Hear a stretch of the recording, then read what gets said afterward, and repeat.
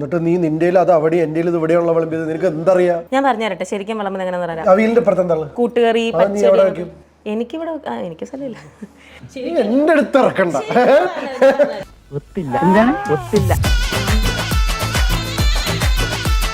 നീ കൈ കഴുകിയോ? നീ കൈ കഴുകിയോ ഇല്ലയോ? ഞാൻ അവിടെ പാത്രം കൊണ്ടുവന്നിട്ട് കൃത്യമായിട്ട് കൈ കഴുകി.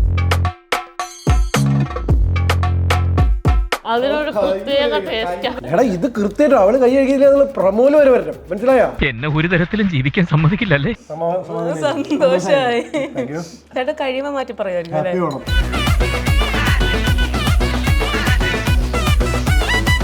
ഫോർ എക്സാമ്പിൾ ഒരു ഓണത്തിന്റെ പരിപാടിയാണ് ചെയ്യുന്നതെങ്കിൽ നമ്മളൊരു ബേസിക് കോസ്റ്റ്യൂം എന്താണെന്നുള്ളത് നമ്മൾ ആദ്യം ആലോചിക്കണം. എന്റെ ഭാഗത്തും തെറ്റുണ്ട്. എനിക്ക് മനസ്സിലായി അങ്ങോട്ടാ വരുന്നത്. പ്രത്യേകിച്ച് അവരെ വിളിച്ചിട്ട് നമ്മൾ ചേട്ടാ ഓണപരിപാടിയാണ് ചേട്ടാ, ഓണത്തിന്റെ കോസ്റ്റ്യൂം ഇട്ട് വരണേ ചേട്ടാ. ജംപ് സ്കെയർ എന്ന് പറഞ്ഞു കഴിഞ്ഞാൽ നമ്മളിങ്ങനെ ഒരു സാധനം കണ്ടുപിടിക്കാൻ എന്ന് പറഞ്ഞിട്ട് പറയുമ്പോൾ ഈ ഞെട്ടലുണ്ടാവില്ലേ? ഇവരുടെ മുമ്പിൽ നിന്ന് ഞെട്ടാതിരിക്കാനും പറ്റില്ല. ഞാൻ ഞെട്ടലേ എന്നൊക്കെ പറയുന്നുണ്ട്, പക്ഷെ ഈ സാധനം ഇങ്ങനെ ഞെട്ടിക്കൊണ്ടിരിക്കുക. കുറച്ച് കഴിഞ്ഞാൽ ഭയങ്കര ആരാധനയോടൊക്കെ നോക്കിയിരുന്ന എന്റെ അടുത്ത് സോ ക്യൂട്ട് എന്നൊക്കെ പറഞ്ഞ് ചെറിയ പിള്ളേരുടെ അടുത്തൊക്കെ തലയൊക്കെ താക്കുന്ന പോലെ ഇവളിരുന്ന് ചിരിച്ചുകൊണ്ടിരിക്കുക. ഈ പറഞ്ഞ ടിപ്സ് ഒക്കെ മനസ്സിലാക്കി മുന്നോട്ട് പോകുന്നതായിരിക്കും. അതിന്റെ ഭാഗമായിട്ട് ആ പഴം എനിക്ക് തന്നോളൂ. ഒരു കുഴപ്പമില്ല. ഇച്ചിരി വിഷമമുണ്ടെങ്കിലും ഒരു കുഴപ്പമില്ല. അതെ ഒരു കഷ്ണം എടുക്കണം. ഇല്ല ചേട്ടൻ സത്യമായിട്ടും കൊതി കിട്ടും. സ്നേഹം കൊണ്ടല്ല, കൊതി കിട്ടണമെന്ന് സത്യമായിട്ടും കിട്ടും.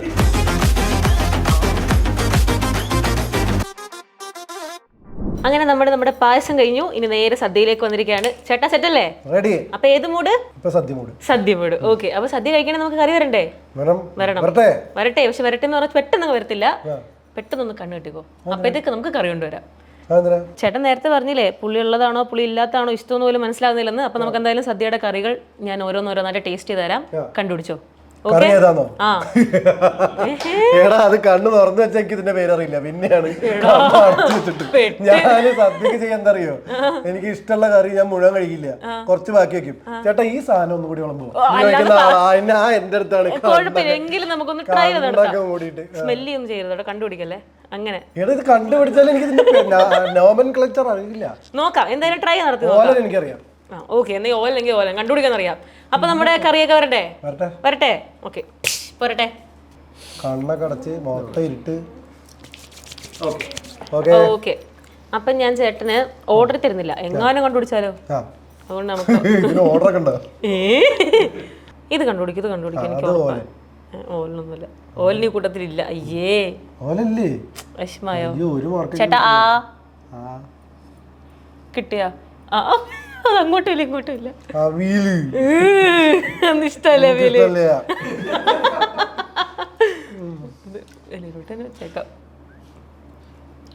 നമ്മുടെ ലൈഫിൽ അങ്ങനെയല്ലേ, ഭയങ്കര ഇഷ്ടമുള്ളവരും ഭയങ്കര ഇഷ്ടമില്ലാത്തവരെയും കൃത്യമായിട്ട് അറിയും. വേഗം വേറെ ഇഷ്ടമില്ലല്ലേ തീരെ? Okay next. ആ കൊമ്പും പോലുള്ള കൂട്ടല്ലേ അത് തന്നെ. കണ്ടെത്തുന്ന ഒരു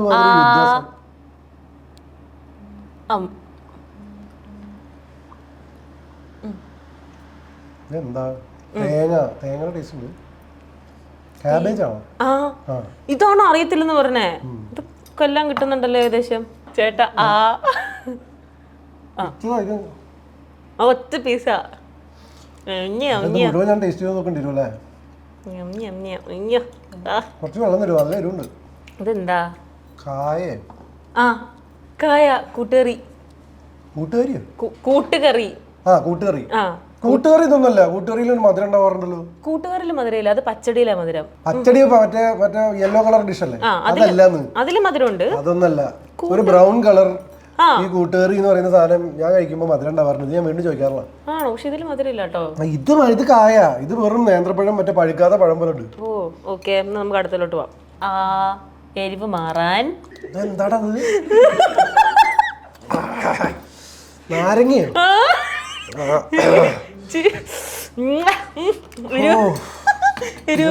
ഓണസദ്യ കഴിക്കാനുള്ള മൂടേ കളഞ്ഞു. ചേട്ടാ എരിവ് മാറിയോ? ഇപ്പൊ ഇത്തിരി എരിവിനൊരു ആശ്വാസം ലഭിച്ചോ? എരിവ ഇരട്ടടി. ഓക്കെ, ചേട്ടന്റെ സങ്കടം മാറ്റാൻ ഞാൻ വേറെ സാധനം തരാം.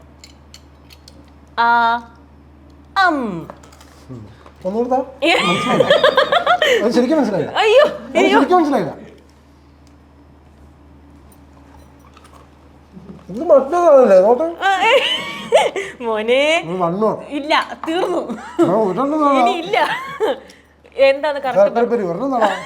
ഉത്തരം പറഞ്ഞ സമ്മതം. ഇനി ശർക്കരപ്പേര് തീർന്നു തോന്നുട്ടാ. ചിപ്സ് തരാം. അയ്യോ ഞാൻ പറഞ്ഞല്ലോ ഇനി. അയ്യോ ചിപ്സ് നീ പറഞ്ഞില്ലെങ്കിൽ എനിക്ക് മനസ്സിലാവില്ല. അങ്ങനെ ശർക്കരപ്പേര് ഒന്ന് സമാധാനിപ്പിച്ച സ്ഥിതിക്ക് നമുക്കിനി നേരെ അടുത്തതിലേക്ക് കിടക്കാം.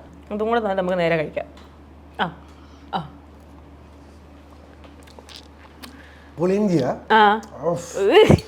എന്തറിയോ നമ്മള് നേരെ ടേസ്റ്റ് ചെയ്യണ പോലെ അല്ല ഇത്. എന്താ അറിയാതെ നേരെ നാവിലേക്ക് വരുമ്പോഴേ എന്തോ ഒരു ബുളുബുളും നല്ല മോളെ ഇരുട്ടടിയുടെ ഫീലാണ്. നമുക്ക് കഴിച്ചാലോ? ഓ ഇനി കഴിക്കണോ? വയറ് നിറഞ്ഞു. ഇല്ല കഴിക്കാം. ആണോ? മാറ്റിക്കോ. കണ്ണൊക്കെ നിറഞ്ഞ് നോക്ക്. Hi hi. എന്റെ കണ്ണ് നോക്ക് നീ. അവിയില് മാത്രം വിളമ്പി വെച്ചിരിക്കുന്നു.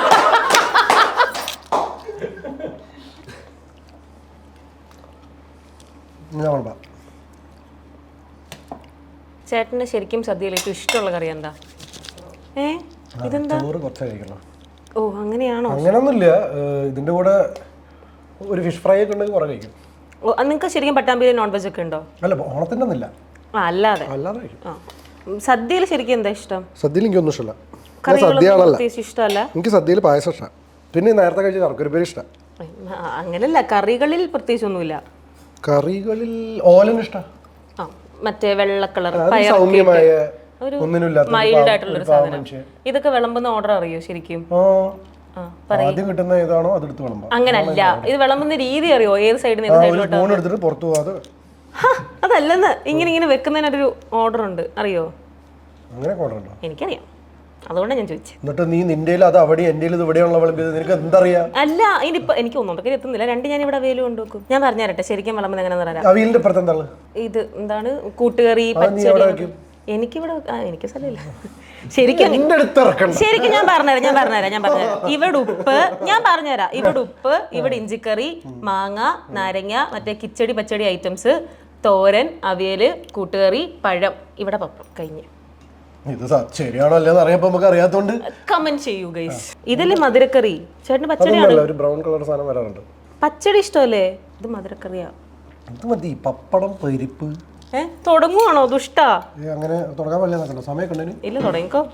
ഞാൻ എപ്പോഴും ഈ പരിപ്പ്, പപ്പടം, ചോറ്, ദാല് ഭയങ്കര ഇഷ്ടമാണ്. ഓ ചേട്ടൻ അവിടെ പഠിച്ചതുകൊണ്ടാ? പിന്നെ പട്ടാമ്പി ഉള്ളത് ഞാൻ അവിടെ അല്ല, college.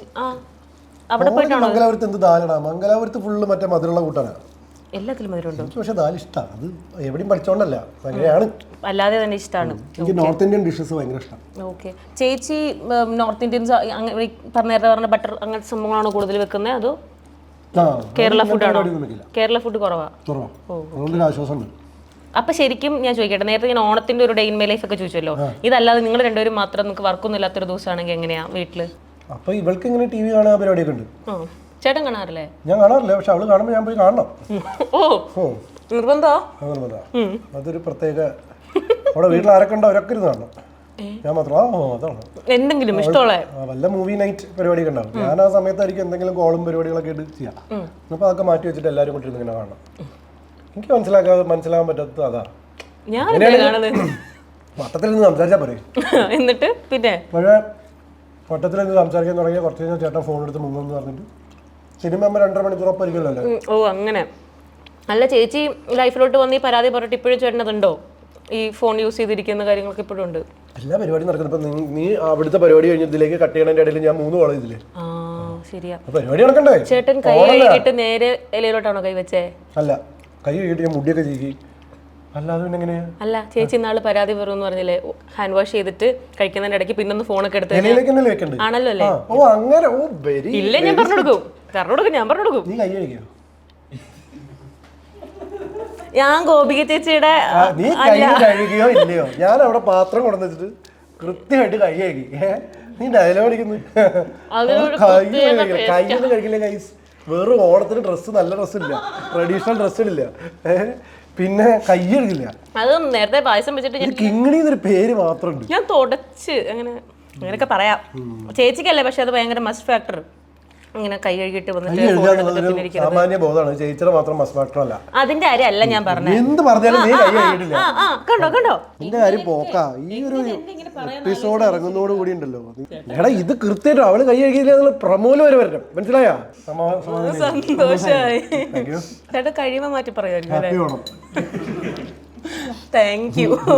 Okay, day in my ലൈഫാണ് നമ്മൾ പറഞ്ഞോണ്ടിരുന്നത്. രാവിലെ ഒരു പണിയില്ലെങ്കിൽ അവൾക്ക് ലേറ്റ് ആയിട്ട് എഴുന്നേക്കാൻ ഇഷ്ടമുള്ള ഒരാളാണ്. എനിക്ക് കുറച്ച് നേരത്തെ എഴുന്നേക്കാൻ ഇഷ്ടമുള്ള ആളാണ്. എത്ര മണിക്കാണ് ചേട്ടൻ? അല്ല, നേരത്തെ എന്ന് പറഞ്ഞാൽ 5 മണിക്ക് 4 മണിക്കൊന്നല്ല, ഞാനൊരു 7 മണിയാകുമ്പോഴേക്കും 7:30 കൂടുതൽ കിടക്കാൻ തോന്നില്ല. പണ്ടേ അങ്ങനെ തന്നെയാ? പണ്ടേ അങ്ങനെയാ. ഓക്കെ. അപ്പോൾ ഞാൻ എൻ്റെ രാവിലെ എഴുന്നേറ്റ് കുളി മറ്റ് ആക്ടിവിറ്റീസ് എല്ലാം കഴിഞ്ഞ് വരുമ്പോഴേക്കും ഗോപിക്ക് എഴുന്നേക്കും. അപ്പോഴേക്കും ഗോപിയും കുളിയൊക്കെ കഴിഞ്ഞ് വന്നിട്ട് ഞാൻ ബ്രേക്ക്ഫാസ്റ്റ് ഓർഡർ ചെയ്യാൻ നോക്കും. അപ്പോൾ അവൾ നോ പറയും. എന്നിട്ട് എന്തൊക്കെ ഉരുളക്കിഴങ്ങ് എന്തൊക്കെയോ വെച്ചിട്ടൊരു കറി ഉണ്ടാക്കും. അതൊക്കെ വെച്ചിട്ട് ഞങ്ങൾ ദോശ കഴിക്കും. തിരക്കിടില്ലാത്തൊരു കറിയാണ്. അത് കഴിഞ്ഞിട്ട് മോസ്റ്റ്ലി അതാണ് ഫുഡ്. ബ്രേക്ക്ഫാസ്റ്റ് അധികം ഉണ്ടാക്കുകയാണെങ്കിൽ ദോശ തന്നെയാണ് ജനറലി ഞങ്ങൾ പ്രിഫർ ചെയ്യുന്നത്. ഈ പറഞ്ഞ പോലെ TV ആണ്, അങ്ങനത്തെ സംഭവങ്ങൾ എന്തെങ്കിലും. പിന്നെ ഞങ്ങൾ ഫ്രീ ദിവസങ്ങളിൽ ജിമ്മിൽ പോകും.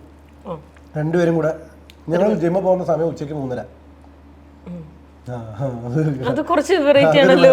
എന്ന് വെച്ച് കഴിഞ്ഞാൽ രാവിലത്തെ പരിപാടിയൊക്കെ കഴിഞ്ഞിട്ട് ഉച്ചയ്ക്ക് TV ഒക്കെ കണ്ട് ഒരു 3:30 ആകുമ്പോൾ ജിമ്മിൽ പോകും. അല്ല, ലഞ്ച് വയ്ക്കും. ലഞ്ച് ഉണ്ടാക്കുകയാണെങ്കിൽ അവൾ ഗീ റൈസ് ഉണ്ടാക്കിയിട്ടുണ്ട്. പിന്നെ ഈ പനീർ ഗാർലിക് മഷ്റൂം പരിപാടികൾ ഉണ്ടാക്കിയിട്ടുണ്ട്. പിന്നെ അവളൊരു സ്റ്റിർ ഫ്രൈ ഉണ്ടാക്കും, വെജിറ്റബിൾ സ്റ്റിർ ഫ്രൈ. എന്തോ ഒരു സാധനം. ഈ പനീറും എയർ ഫ്രയർ സെറ്റപ്പ് ഒന്നല്ല, മറ്റേ സാധാരണ പരിപാടികൾ തന്നെയാണ്. ഇതൊക്കെ ഉണ്ടായിട്ട് കുറെ പച്ചക്കറികളുടെ ഒരു കൂട്ടം. സ്റ്റിർ ഫ്രൈ എന്നാണ് അവൾ പറയാറ്. അത് വലിയ കുഴപ്പമില്ല. എനിക്ക് അത്ര വലിയ താല്പര്യമുള്ള സാധനം അല്ല അത്. പക്ഷെ അവൾക്ക് ഭയങ്കര ഇഷ്ടമാണ്. പക്ഷെ അത് ഉണ്ടാക്കിയ പ്രശ്നം എന്താ വെച്ചാൽ നിർബന്ധിച്ച് പച്ചക്കറി കഴിപ്പിക്കും. പച്ചക്കറി കഴിക്കാൻ ഭയങ്കര ബുദ്ധിമുട്ടാണ്. എനിക്ക് പച്ചക്കറി കഴിക്കാൻ ഇഷ്ടം ഈ പറയുന്ന നോർത്ത് ഇന്ത്യൻ ഡിഷസിലാണ്. ഞാൻ പനീർ മഷ്റൂം പരിപാടികളൊക്കെ അങ്ങനെ കഴിക്കും. ഈ പരിപാടികളൊക്കെ. നോൺ വെജിൽ ചേട്ടൻ എന്താ ഏറ്റവും ഇഷ്ടം? നോൺ വെജിൽ എനിക്ക് ഫിഷ് ഇഷ്ടമാണ്, ചിക്കൻ ഇഷ്ടമാണ്. അതിൽ കൂടുതൽ പിന്നെ അധികം കഴിക്കാറില്ല. മട്ടൻ വല്ലപ്പോഴും കഴിച്ചാലായി. പക്ഷെ ഹയർ എൻഡ് ഓഫ് അനിമൽസിലേക്ക് അധികം പോകാറില്ല. കൂടുതൽ ഫിഷാണ് താല്പര്യം. ഞങ്ങൾ ഉച്ചവരെ ആ സിനിമ കാണുമ്പോഴേക്കും ഉച്ചയാവുമല്ലോ. ഉച്ചയ്ക്ക് ഊണേക്കും. ചിലപ്പോൾ ഇങ്ങനെ എന്തെങ്കിലും ഉണ്ടാക്കും. ഒരുപാട് ലേറ്റായി ഞങ്ങൾ ഓർഡർ ചെയ്യും. 3-3:30 ആകുമ്പോൾ ജിമ്മിൽ പോകും. ഒരു 5:30-6 മണിയാകുമ്പോൾ തിരിച്ചു വരും. പിന്നെ വിളക്കും എല്ലാം കഴിഞ്ഞ്. അല്ലാതെ റെഗുലർലി ചേട്ടൻ അങ്ങനെ വർക്കൗട്ട് ജിം അതും പോകാറില്ല?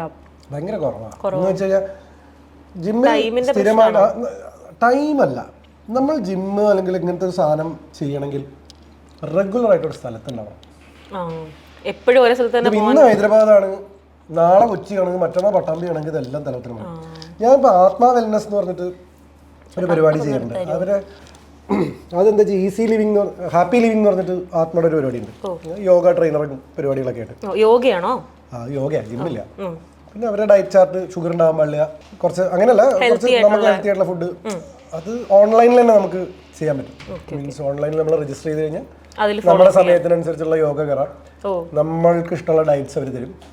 നിങ്ങൾ ശരിക്കും ഒരുപാട് ട്രാവൽ ചെയ്യുന്ന ആൾക്കാരല്ലേ? അതിന്റെ എങ്ങനെയാ ഓരോ ഡെസ്റ്റിനേഷൻ കണ്ടുപിടിക്കുന്നതും അതിന്റെ ഒരു ട്രാവൽ പ്ലാനിങ് പ്രോസസ് ഒക്കെ എങ്ങനെയാ? രണ്ടുപേരും അങ്ങനെ വെൽ പ്ലാൻഡ് ആയിട്ടുള്ള ഡെസ്റ്റിനേഷൻ അല്ല. ഞങ്ങൾ സോഫാറുള്ള പരിപാടി എങ്ങനെയാ വെച്ചാൽ പലതും ഇങ്ങനെ ഉരുത്തിരിഞ്ഞു വരികയായിരുന്നു. ആദ്യത്തെ ഡെസ്റ്റിനേഷൻ മാത്രം Nepal honeymoon destination cousin suggest ചെയ്താണ്. കസിൻ 2-3 ഓപ്ഷൻ തന്നപ്പോൾ നേപ്പാൾ ആണെങ്കിൽ ഇഷ്ടമായി തോന്നി. പിന്നെ വളരെ ഈസി ആയിരുന്നു. പിന്നൊക്കെ ഓരോ കാര്യം. ഇപ്പോൾ ഓസ്ട്രേലിയ ഞങ്ങൾ പോയത്, എൻ്റെ സിനിമ അവിടെ മെൽബേണിൽ പ്രീമിയർ ചെയ്തിരുന്നു. കംപ്ലീറ്റ് ആയിട്ട് ഓസ്ട്രേലിയയിൽ ഷൂട്ട് ചെയ്ത ആദ്യത്തെ മലയാള സിനിമയായിരുന്നു. അപ്പം ആ സിനിമയുടെ പ്രീമിയർ ഉണ്ടായിരുന്നു. അതിന് ഗവൺമെന്റ് ഗസ്റ്റ് ആയിട്ടാണ് പോയത്. പെൻഗ്വിൻ എവിടെയായിരുന്നു? അന്റാർട്ടിക്ക. അതെങ്ങനെയുണ്ടായിരുന്നു ചേട്ടാ എക്സ്പീരിയൻസ്? എനിക്കറിയില്ല, ചോദിച്ചാ. പെൻഗ്വിൻ തണുത്ത സ്ഥലങ്ങളിലല്ലേ പോയി കണ്ടോ? അന്റാർട്ടിക്കയിലായിരുന്നു പെൻഗ്വിൻ നമ്മൾ കണ്ടത്. പെൻഗ്വിൻ ഒരു വേറെ തന്നെ എക്സ്പീരിയൻസ്. ഭയങ്കര ക്യൂട്ടല്ലേ കാണാൻ? അയ്യോ, നല്ല രസമുണ്ടായിരുന്നു. അത് ഇങ്ങനെയാണ് നടക്കുക, ഇങ്ങനെ കൈയൊക്കെ ഇങ്ങനെ ബാക്കിലേക്ക് വെച്ചിട്ട് ഇങ്ങനെ അല്ലേ? ഞങ്ങൾ ആ നടത്തൊക്കെ പ്രാക്ടീസ് ചെയ്തിരുന്നു. ഈ ഞാൻ ഈ ചോദിച്ച പോലെ കറക്റ്റ് നമുക്ക് ഇന്ന സ്ഥലത്ത് പോകണം എന്ന് അന്റാർട്ടിക്ക യാത്ര വന്നപ്പോൾ അതിന്റെ ഭാഗമായിട്ട് ഒരു ഫുൾ പാക്കേജ് ആയിരുന്നു. Brazil, Argentina, Paraguay, Uruguay, Antarctica എല്ലാം കൂടി ഒരു സ്ഥലമായിരുന്നു. അപ്പൊ അത് പല പല പല പല സ്വഭാവമുള്ള സ്ഥലങ്ങളായിരുന്നു. അങ്ങനെയാണ് അത് അവിടെയൊക്കെ പോയി. ഹോങ്കോങ്ങിൽ പോകാനുള്ള മെയിൻ കാരണം എന്താ വെച്ചാൽ എനിക്ക് അവളെ ഡിസ്നിലാൻഡ് കൊണ്ടുപോകണമെന്നുണ്ടായിരുന്നു. ചേച്ചി പ്രിഫർ ചെയ്ത സ്ഥലമാണോ? ഞാൻ പറഞ്ഞില്ലേ, ഞങ്ങൾ പൊതുവെ ഈ തീം പാർക്കിന്റെ ആൾക്കാരാണ്. ഓക്കെ, രണ്ടുപേർക്കും അതല്ലേ ഏറ്റവും ഇഷ്ടം? ശരിക്കും ഞാനത് അപ്ലോഡ് ചെയ്യണമെന്ന് വിചാരിച്ചൊരു വീഡിയോ ആണ്.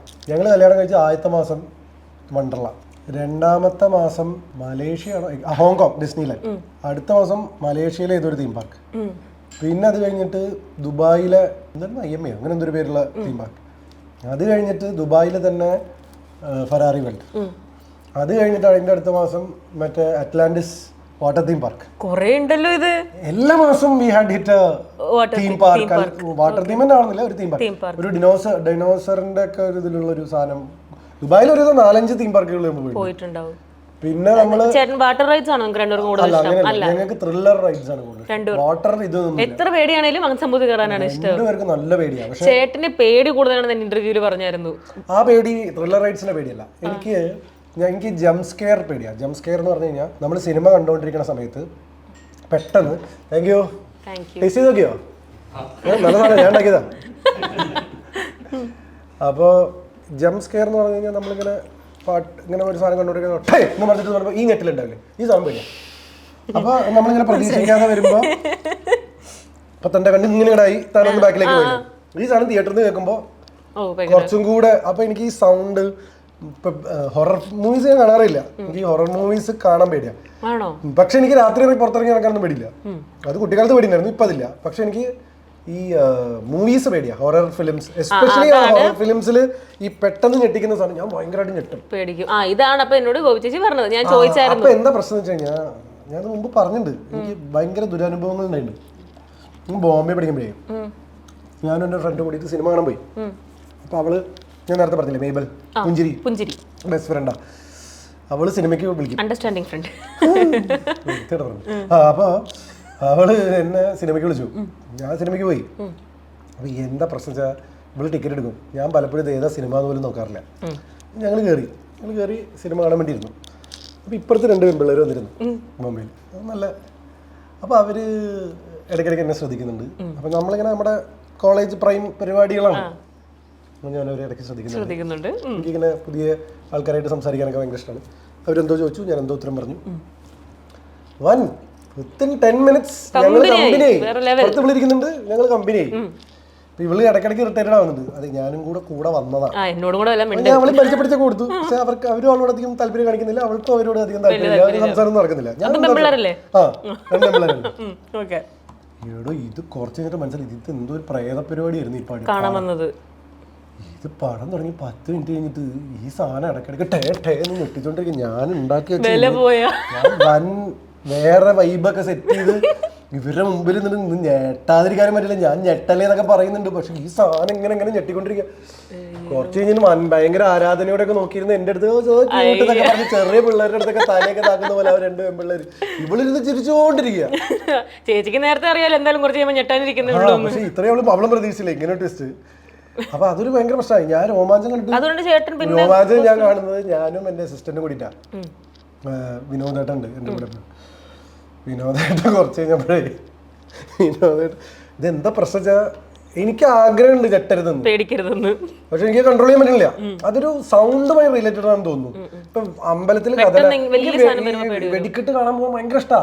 പക്ഷെ ഇത് കഥനൊക്കെ വിട്ടുമ്പോ ഞാൻ തെറിച്ചു അങ്ങനത്തെ പേടിയാ. എന്നാ ഇത് കാണും. ഇതൊരു ഭയങ്കര പ്രശ്നമാണ്. കാരണം ഇതിങ്ങനെ പൊട്ടുമ്പോഴുള്ള ഞെട്ടലുണ്ടല്ലോ, ഞെട്ടല് ഭയങ്കര പ്രശ്നമാണ്. പിന്നെ പണ്ട് കുട്ടിക്കാലത്ത് മണിച്ചിത്രത്താഴൊക്കെ എങ്ങനെ കണ്ടിരുന്നത്, ഞാനൊരു 10ാം ക്ലാസ് വരെയൊക്കെ മണിച്ചിത്രത്താഴം അങ്ങനെ കണ്ടിരുന്നു. ഞാൻ മണിച്ചിത്രത്താഴിലെ ഈ സീന് വളരെ ഈ അടുത്ത കാലത്താണ് കണ്ടിട്ടുള്ളത്. ഏതറിയോ, ഇവരെല്ലാം കഴിഞ്ഞിട്ട് അതൊന്നും എനിക്ക് പ്രശ്നമില്ല, വെട്ടല്ലേ എന്നൊന്നും പേടിയില്ല. ഈ പേടി ഫിയർ ഓഫ് അൺനോൺ ആണ്. ഞാൻ പറഞ്ഞുതരാം പേടിയുള്ള സീനാണ്. എനിക്ക് മണിച്ചിത്രത്താഴിൽ ഏറ്റവും പേടിയുള്ള സീനെന്ന് വെച്ചാൽ ഇവരിതെല്ലാം കൂടെ കഴിഞ്ഞിട്ട് തെക്കിനിയിൽ ഇവള് തുറന്നു എന്നും പറഞ്ഞിട്ട് താഴത്ത് മറ്റേ സംഭവങ്ങളൊക്കെ ആയിട്ട് നെടുവേണി ചേട്ടനും ഗണേശ് ചേട്ടനും കുതിരോട്ട് ബാബു ചേട്ടനും കൂടിയിട്ട് മേലെ കയറി പോകുന്നുണ്ട് ഈ സാധനം തിരിച്ച് ബന്ധിക്കാൻ വേണ്ടിയിട്ട്. അപ്പൊ എന്തോ ഒരു സീനുണ്ട്, അതിലിങ്ങനെ എന്തോ ഒരു വിരല്, എടോ ഞങ്ങള് തെക്കിനിയിൽ നേരിട്ട് കണ്ടു ആ സീൻ ഉണ്ടല്ലോ, ഇയാൾക്ക് വട്ടാവുന്ന സീൻ, മറ്റേ ആ സാധനം. ആ സീനാണ് എനിക്കത് കാണാനേ പറ്റിയിരുന്നില്ല. ഇതിൽ കാണിക്കുന്നുമില്ല. ഇത് വെട്ടൻ കുത്തലൊക്കെ നമ്മുടെ മുമ്പിൽ കിടന്ന് കാണില്ല. എനിക്ക് അതൊന്നും പ്രശ്നമില്ല.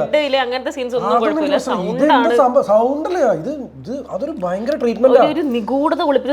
ഇവരിങ്ങനെ പോകുമ്പോ ഞാനിങ്ങനെ നോക്കിയിരുന്നിട്ട് ദൈവമേ എന്ത് സംഭവിക്കുന്നു പറയുമ്പോ ഒരു ചേലങ്കി വന്നിട്ട് വരെ മേത്തലേക്ക് ഒരു ഏറുണ്ട്. ആ ഏറിൽ ഞാൻ ഞെട്ടിയതാ. പിന്നെ ഞാൻ അവിടെ നിന്ന് ഒരു സീനും കണ്ടില്ല. പിന്നെ അണ്ടിൽ രാവിലെ അവിടെ വരെ ഞാൻ ഇങ്ങനെ തന്നെ ഇരുന്നു. ഈ അടുത്ത കാലത്തൊക്കെയാണ് ഞാൻ കണ്ടത്. ഞാൻ വിചാരിച്ചു അതിൽ ഫുൾ നാഗവല്ലിയ കാണിക്കുന്നുണ്ട്. ഈ അടുത്ത എനിക്ക് മനസ്സിലായാലും വിരല് മാത്രമേ കാണിക്കുന്നുള്ളൂ. 95 അങ്ങനെ 93 ചേട്ടൻ തിയേറ്ററിലാണോ ഉണ്ട്? ഞാൻ ചെറിയ കുട്ടിയാ, 93, ഞാൻ 87 അപ്പൊ എനിക്ക് എത്ര 6 വയസ്സോ? 6 വയസ്സിൽ ഞാൻ തിയേറ്ററിലാണ് കാണുന്നത് ഈ പടം. 6-ാം വയസ്സിൽ ഇത് തിയേറ്ററിൽ കാണുമ്പോൾ താനൊന്നൊരു അവസ്ഥ ആലോചിച്ചു. ഇപ്പോഴും പറ്റുന്നില്ല ഇപ്പൊ വലിയ കുഴപ്പമില്ല. ഇപ്പൊ പിന്നെയും ചേട്ടൻ ഇതല്ലാതെ വേറെ എന്തെങ്കിലും പേടിയുള്ള സംഭവം ഉണ്ടോ? ചേച്ചിക്ക് എന്തെങ്കിലും പേടികളുണ്ടോ? അന്ന് എന്നോട് പറഞ്ഞ ഒന്നുമില്ലെന്നാ. ഞാൻ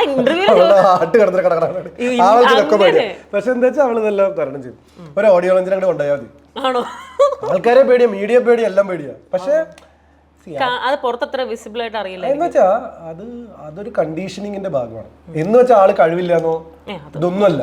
എന്ന് വെച്ചാൽ ഇന്നിപ്പോ അവൾക്കൊരു സ്റ്റേജിൽ കയറി സംസാരിക്കാനുണ്ട്, ഭയങ്കര പേടിയാ. പക്ഷെ ഇവളുടെ സംസാരം നമുക്ക് കിട്ടില്ല, അവൾക്ക് പേടിയാണ്.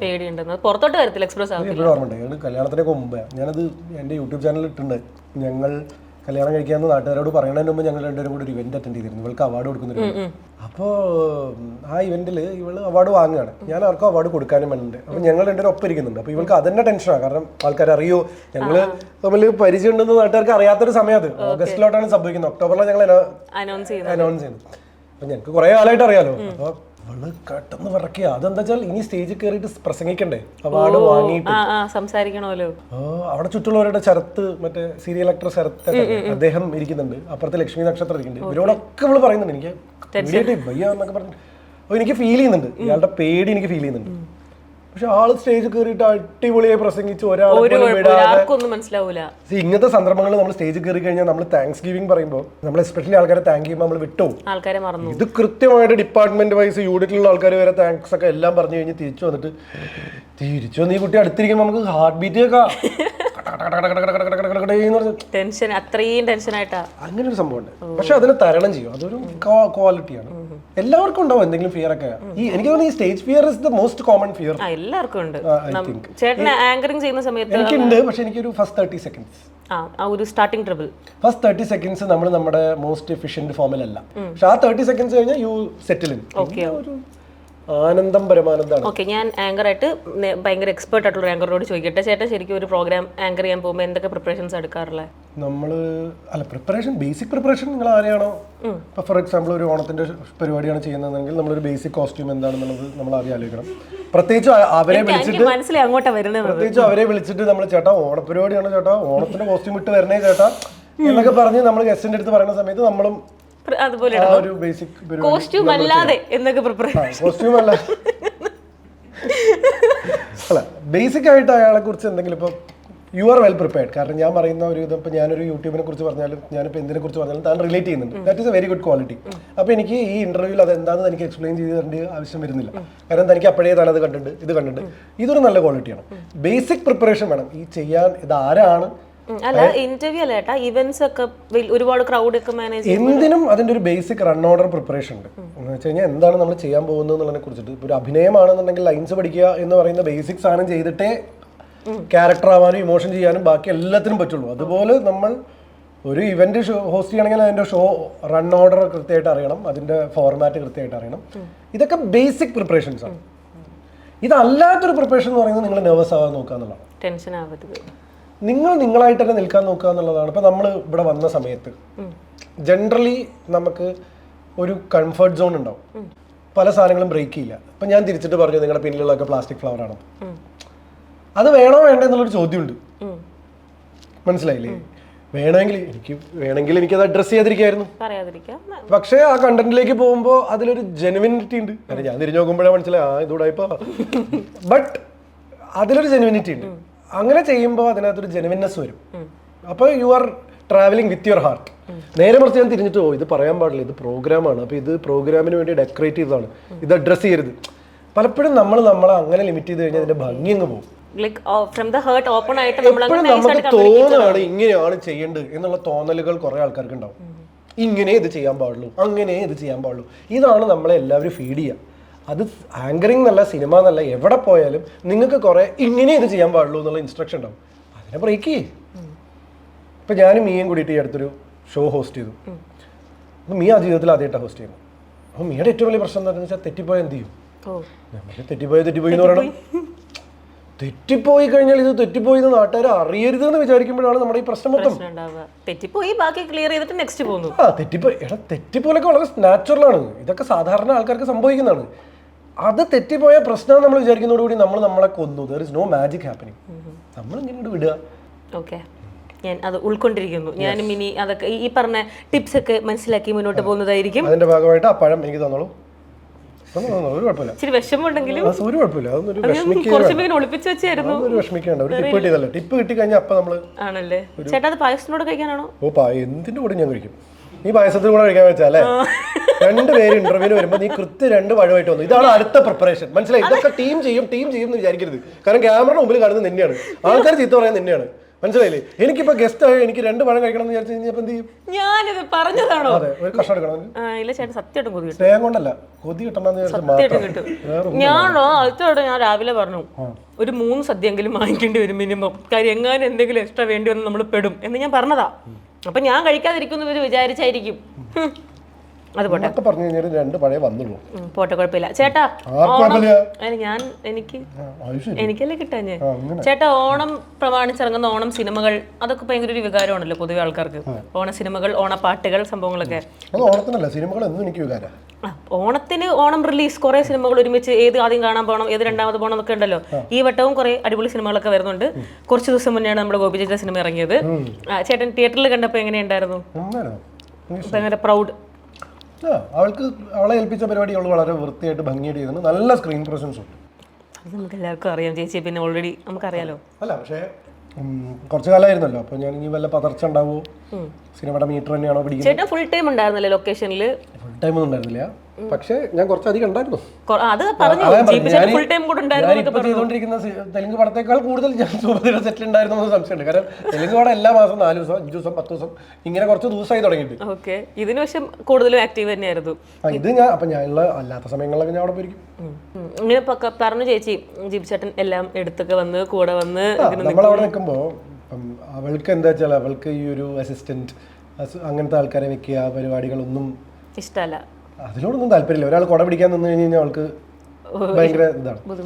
ഞാൻ അതിനെ കാണുന്നത് ഒരിക്കലും അത് നമ്മുടെ ഒരു വലിയ കഴിവായിട്ടൊന്നുമല്ല. ഗോപിയയ്ക്ക് ഒരാൾ കുട പിടിക്കാൻ നിന്ന് കഴിഞ്ഞാൽ തന്നെ ഗോപിയെ അൺകംഫർട്ടബിൾ ആവും. ഇതെന്തിനാ അവരെനിക്ക് കുട. അപ്പോൾ ഇങ്ങനത്തെ കുറേ ഇഷ്യൂസ് ഉണ്ട്. അപ്പം പിന്നെ ഞാനുള്ള ദിവസങ്ങളിൽ ഞാൻ തന്നെ പെട്ടെടുക്കാൻ സഹായിക്കും. മറ്റു സംഭവം അതിലൊന്നും ഒരു പ്രശ്നം, അതൊന്നൊരു അൺയൂഷ്വൽ തിങ് അല്ല. ഇവിടെ ഞാൻ ആക്ടർ ആയതുകൊണ്ട് അതിനൊരു അൺയൂഷ്വൽ ആയിട്ട് ആൾക്കാർ പിന്നെ അതെന്താ വെച്ചാൽ അപ്പോൾ I support her in that way. ചില സമയങ്ങളിൽ നമുക്കത് ആവശ്യം വരും. പ്രത്യേകിച്ച് തെലുങ്കിലൊക്കെ നമ്മളൊരു 4 പേരായിട്ട് നമ്മൾ പോകുമ്പോഴും നമ്മൾ ഒറ്റയ്ക്ക് പോകുമ്പോഴും നമുക്ക് തന്നെ കിട്ടുന്ന അവിടുത്തെ ഇതൊക്കെ ഷോ ബിസിനസ് ആണ്. At the end of the day this is A part of your job. You should understand that. ഇത്രയും കാലത്തെ എക്സ്പീരിയൻസ് നിങ്ങൾ അതൊന്നും മനസ്സിലാക്കിയില്ലെങ്കിൽ കാരണം ഈ ജോലിയിലുള്ള നിങ്ങളത് മനസ്സിലാക്കും കുറച്ച് കഴിഞ്ഞാൽ. ട്രേഡ് ട്രിക്സ് എന്ന് പറയുന്നത് പുറത്തുനിന്ന് കാണുന്നവർക്ക് ഇത് പലരും സെൽഫ് മാർക്കറ്റിംഗ് പോലെയാണോ? സെൽഫ് മാർക്കറ്റിംഗ് അല്ല, സംതിങ് ഡിമാൻഡ്സ് സർട്ടൻ തിങ്സ്. ഇപ്പൊ എന്തുകൊണ്ടാണ് നിങ്ങൾ യൂണിഫോം ഇടുന്നത്? നിങ്ങൾക്ക് യൂണിഫോം ഇല്ലാതെ നഴ്സുമാർക്കും ഡോക്ടർമാർക്കും there is certain things that is associated to that job. അതുകൊണ്ട് you should wear this identify ചെയ്യാനായിരിക്കും. ഇതുപോലെ എല്ലാ ജോലികളിലും ചില സർട്ടൻ പരിപാടികളുണ്ട്. അതിന്റെ ട്രേഡ് ട്രിക്സ് ഉണ്ട്. പുറത്തിരുന്നുകൊണ്ട് ഞാൻ നിങ്ങൾ എന്തിനാ ഈ വേഷം ഇടുന്നു, നിങ്ങൾക്ക് എന്തിനാ ഒരു 4 സ്റ്റാഫ് എന്ന് ചോദിച്ചു കഴിഞ്ഞാൽ അത് വേറെ കാര്യം. ഈ 4 സ്റ്റാഫിൽ വെക്കുമ്പോൾ നമുക്കുണ്ടാകുന്ന അഡ്വാൻറ്റേജ് എന്താ നമ്മൾ മനസ്സിലാക്കി കഴിഞ്ഞ് കഴിഞ്ഞാൽ it's A different thing all together. പക്ഷേ ഈ 4 സ്റ്റാഫ് ഇത് മാത്രമല്ല, നമ്മുടെ കഴിവാണ് at the end of the day എല്ലാം. പക്ഷേ ഇത് മാത്രം പറഞ്ഞിരിക്കരുത്. കഴിവുള്ള എത്രയോ ആൾക്കാർ ഈ ലോകത്തുണ്ട്. ഈ കഴിവുള്ള എന്നെക്കാൾ കഴിവുള്ള ആൾക്കാരും ഈ ലോകത്തുണ്ട്. പക്ഷെ നമ്മൾ ചിലപ്പോൾ സ്റ്റാൻഡ് ഔട്ട് ചെയ്യുന്നത് ഈ ട്രേഡ് ട്രിക്സ് യൂസ് ചെയ്തിട്ടാണ്. അതും എംബ്രേസ്, അത് വേറെ കഴിവാണ്. How to present yourself, how to use it, that is another trade trick. That will make you stand out. അല്ലാതെ നിങ്ങൾ നിങ്ങളുടെ ക്രാഫ്റ്റിൽ തീർച്ചയായിട്ടും ക്രാഫ്റ്റ് അല്ലെങ്കിൽ ഈ പരിപാടിക്ക് ഇറങ്ങരുത്, നടക്കൂല. പക്ഷേ നിങ്ങൾക്ക് ക്രാഫ്റ്റിൽ നിന്ന് നിങ്ങൾ അടുത്ത എക്സ്ട്രാ എഡ്ജ് കിട്ടുന്നത് how to manage the show business എന്ന് പറയുന്ന ഒരു പരിപാടിയുണ്ട്. അത് ഇപ്പം ഞാൻ 10-12 കൊല്ലമായി അല്ലെങ്കിൽ അതിൽ കൂടുതൽ കൊല്ലമായി ഇതിനകത്ത് വന്നിട്ടുള്ളത്. നമ്മൾ അറിഞ്ഞോ അറിയാതെ പഠിക്കുന്ന കുറേ കാര്യങ്ങളുണ്ട്. നമ്മൾ വലിയ വലിയ ആക്ടേഴ്സിനെ കാണുന്നുണ്ട്. ഞാൻ അല്ലു അർജുനെ ക്ലോസ് ഇതിൽ വിസിനിറ്റിയിൽ കണ്ട് മനസ്സിലാക്കിയ ഒരാളാണ്. ഇദ്ദേഹത്തിൻ്റെ രീതി എന്താ. വേറെ കുറേ തെലുങ്ക് നാഗാർജുനോട് കൂടെ വർക്ക് ചെയ്തിട്ടുള്ള, അദ്ദേഹത്തിൻ്റെ സാറിൻ്റെ കൂടെ വർക്ക് ചെയ്തിട്ടുള്ളതാണ്, നാഗചൈതന്യയുടെ കൂടെ വർക്ക് ചെയ്തിട്ടുള്ളതാണ്, ഞാൻ ഈ പ്രൊഡക്ഷനിൽ വർക്ക് ചെയ്തിട്ടുള്ള. അപ്പം ഐ എം സീയിങ് തിങ്സ്. ഒരു പക്ഷേ എനിക്ക് മലയാളത്തിൽ കിട്ടുന്നതിനേക്കാൾ കൂടുതൽ exposure I got from certain places. I understood this is how it is working and it has results. അവിടെ വർക്ക് ചെയ്ത് ഇവർ ഒബ്സർവ് ചെയ്തതിന്റെ ആയിട്ടുള്ള ഒരു മാറ്റം എനിക്ക് അവിടെ അത് വർക്ക് ആവുന്നുണ്ട്. ആ സാധനങ്ങൾ ഉപയോഗിക്കുമ്പോൾ നമുക്ക് ചില ബിസിനസ് സാധനങ്ങൾ പെട്ടെന്ന് ക്ലോസ് ആവുന്നുണ്ട്. നമ്മൾ ചില രീതിയിൽ ഇപ്പം ഞാൻ മാരിയറ്റിൽ ഇരുന്നിട്ട് ഒരു ബിസിനസ് സംസാരിക്കുമ്പോൾ അല്ലെങ്കിൽ ഞാൻ മറീന വൺ ഗോപുരയിൽ ഇരുന്നൊരു ബിസിനസ് സംസാരിക്കുമ്പോൾ അത് കൂടുതൽ പെട്ടെന്ന് സ്പീഡിൽ ക്ലോസ് ആവുന്നുണ്ട്. Because you are placing your self on A വേറെ സ്കെയിൽ. That matters sometimes. എപ്പോഴും നല്ല, പക്ഷെ അത് നിങ്ങൾക്ക് അതൊരു ബിസിനസ് പെർസ്പെക്റ്റീവിലെ മനസ്സിലാവുള്ളൂ. അതൊരു ആർട്ടിസ്റ്റിക് പെർസ്പെക്റ്റീവിൽ കണക്ട് ആവുന്നുണ്ട്, സംഭവം മനസ്സിലാവുന്നുണ്ട്. That is also very important. അപ്പം നമ്മുടെ പായസം മൂഡ് കഴിഞ്ഞു, സദ്യ മൂഡ് കഴിഞ്ഞു, നമുക്ക് ഇനി വൈൻഡപ്പ് മൂഡിലേക്ക് പോയാലോ? തീർച്ചയായിട്ടും നല്ല രസമുള്ള പരിപാടിയായിരുന്നു കേട്ടോ. എന്തൊക്കെയോ കുറേ സംസാരിച്ചു. ആക്ച്വലി നമ്മൾ ഓണം മാത്രമല്ല, കുറച്ച് ഡെപ്തിലേക്ക് പോയി, കുറെ സംഭവങ്ങൾ ഞാൻ നന്നായി എൻജോയ് ചെയ്തു. ഞാൻ ഈ ഓട്ടത്തിന്റെ ഇടയിൽ ശരിക്കും thank you so much for calling me. Thank you ചേട്ടാ, ഭയങ്കര സന്തോഷം. എനിക്കും ഭയങ്കര സന്തോഷം. പക്ഷെ എന്നാലും ഓണം കോസ്റ്റ്യൂം കൂടെ അടുത്ത വിഷുവിനായിക്കോട്ടെ ഞാൻ ചേട്ടനെ വിളിക്കുന്നിട്ട് ഞാൻ മഞ്ഞ കണിക്കൊന്ന് ഒട്ടിച്ച് അന്ന് ഞാൻ ഇങ്ങനെ മറ്റേ ഫോർമൽസ് ഞാൻ മൊത്തം കണിക്കൊന്ന് ഒട്ടിച്ചു കൊടുത്തിട്ട് നോക്കിക്കോ. എന്തായാലും നിങ്ങൾ രണ്ടുപേരും എന്തെങ്കിലും ഒരുമിച്ച് ഇന്റർവ്യൂ കൊടുക്കാൻ തുടങ്ങുമ്പോൾ പറ്റുമെങ്കിൽ നമുക്ക് ഒരു അവസരം തരുമെന്ന് വിശ്വാസത്തോടു കൂടി നമുക്ക് നൈസായിട്ട് എനിക്കറിയാം, കുഴപ്പമില്ല. ആ വിശ്വാസം ഞാൻ മനസ്സിൽ സംഭവിക്കട്ടെ. അതെങ്ങനെ എപ്പോ എന്ത് എവിടുന്ന് അറിയില്ല, പിടി കൊടുക്കാതെ ഓടിക്കൊണ്ടിരിക്കുകയാണ്. ഓക്കെ, എന്തെങ്കിലും സംഭവിക്കട്ടെ. അതെ, ഇതും രസമാണ്. രണ്ടുപേരും രണ്ടായിട്ട് ഇപ്പൊ എടുത്തല്ലോ, അതും ഭയങ്കര സന്തോഷം. കുഴപ്പമില്ല, എന്തെങ്കിലും അങ്ങനെ ഒരുമിച്ച് പറ്റട്ടെ. അപ്പൊ ചേട്ടാ, ഹാപ്പി ഓണം. അടിപൊളിയാക്കും. Thank you so much. ഇനിയും ഒരുപാട് വലിയ വലിയ ഷോകൾ ഹോസ്റ്റ് ചെയ്യാൻ സാധിക്കട്ടെ, രസകരമായിട്ടുള്ള കാര്യങ്ങൾ ചെയ്യാൻ സാധിക്കട്ടെ. You are very very good. നല്ല സ്പോട്ടാണ്. ലൈക്ക് ആ ഒരു എല്ലാം വളരെ മനോഹരമായിട്ട് അത് എടുക്കുന്നുണ്ട്. എനിക്ക് തോന്നുന്നു ഈ ഇന്റർവ്യൂ അത്യാവശ്യം നല്ല ഞാൻ എൻജോയ് ചെയ്തു. അപ്പൊ നമ്മൾ എൻജോയ് ചെയ്ത മൊമെന്റ്സ് ഉണ്ടായിരുന്നു. അപ്പൊ അതൊക്കെ അതിനനുസരിച്ച് വരും തോന്നുന്നു. അപ്പൊ എന്തായാലും ചേട്ടാ, താങ്ക്സ് ഫോർ ജോയിനിങ്. നമുക്ക് അടിപൊളിയാക്കാം. അടിപൊളിയാവണം. അപ്പോൾ എല്ലാവർക്കും ജാങ്കോ സ്പേസിലത്തെ എല്ലാവർക്കും, ജാങ്കോ സ്പേസിന്റെ പ്രേക്ഷകർക്കും എല്ലാവർക്കും ഗംഭീര ഓണം ആശംസകൾ നേരുന്നു. ജീവിതം ആഘോഷിച്ചുകൊണ്ടേയിരിക്കുക. ഓണം ഡബിൾ ഓണാക്കാം, ഗംഭീരമാക്കാം. അപ്പം ഏത് mood? Onam mood, GP mood. Okay, thank you. Thank you.